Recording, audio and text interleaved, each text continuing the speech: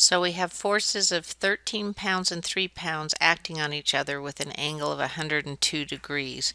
And I didn't get what it's asking, but it wants the magnitude of the resultant force and then the angle of the resultant with respect to each of the other vectors.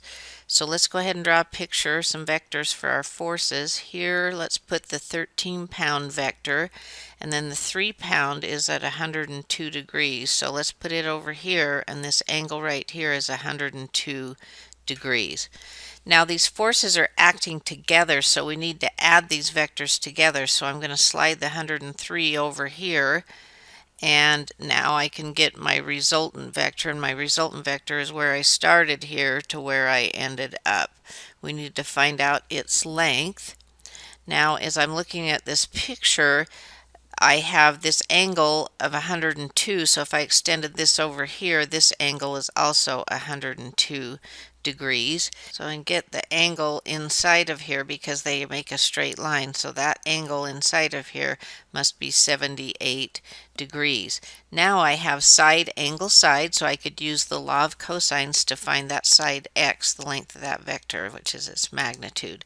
So I have x squared equals the sum of the squares of the other two sides, 13 squared plus 3 squared, minus 2 times their product, 13 times 3, times the cosine of the angle between those two sides, and the angle between those two sides is 78 degrees. So I put that in my calculator, remembering that's x squared.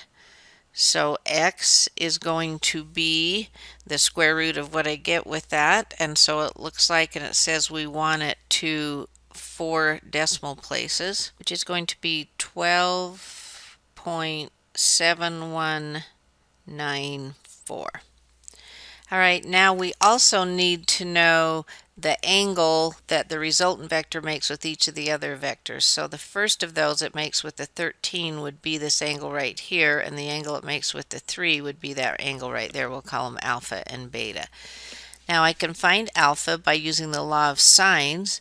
So I have sine alpha over the side opposite it equals sine of 78 over the side opposite it, which we found to be 12.7194. Now I can multiply the 3 over here, and so alpha is going to be the inverse sine of this quantity. And it looks like we want that to 1 decimal place. And so that looks like that's going to be 13.3 degrees.